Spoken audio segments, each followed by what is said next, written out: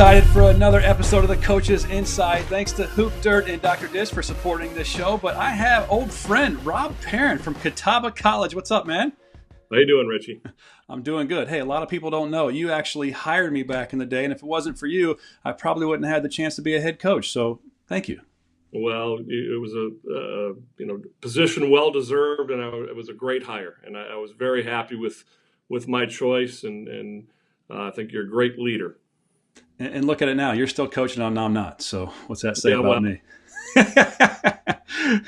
No, but I'm just joking around. I did want to talk to you, though. You've always been really good about preparing for late game situations. It's something that a lot of coaches don't do a good enough job of. So we need you to give us some insight on that.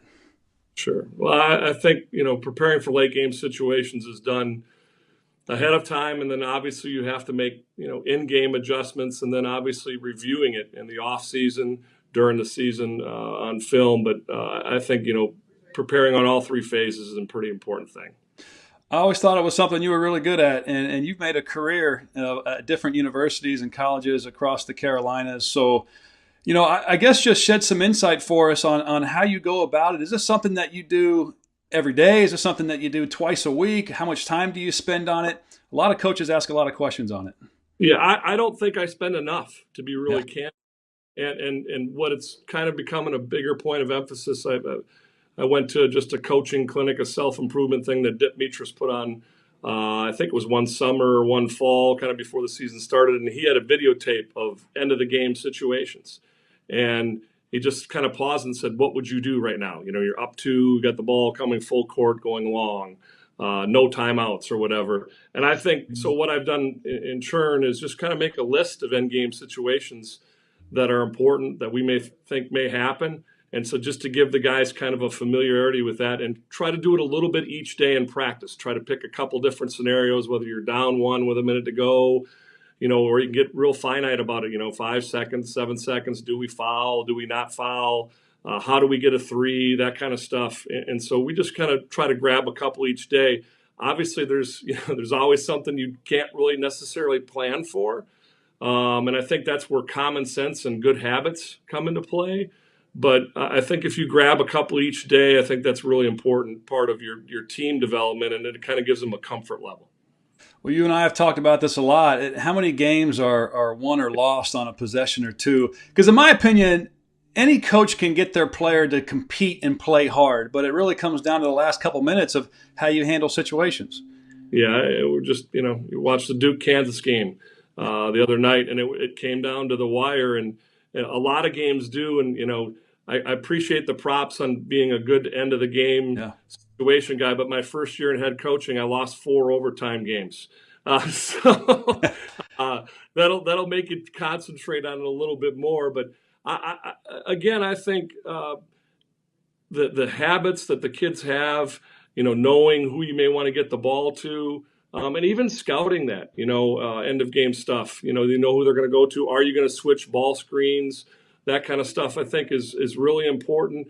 And then I think a lot of the times at the end of the game situations, kids almost get caught watching. They freeze for a moment in time, and we tell them, go make the play. Don't stop playing. Don't get caught watching. Keep yourself in the play. It's that tip ball outside of the pile of the rebound, the guy gets it, the little guard coming back. Don't run past the shooter. Take a step back towards the basket and read the flight of the ball. Just all those little things that, as we say, there are no little things in basketball. Yeah. All those little things that make a difference in winning a game or not. I remember you beating yourself up over those overtime losses back in the day, and you made a point to make sure you got better at it. Yeah, and that's if we're not trying to get better, then we should probably quit our profession. That's right.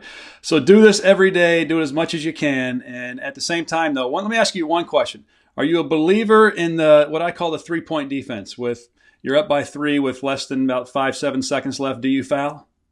Yeah, I think it's easier coming full and as they cross half court. Mm-hmm. If it's like 3 seconds and it's out of bounds on the side and they're catching and going right into the shot, I think you're in a situation where you could foul a 3-point shooter right away and give them, and now you could lose or give up a tie.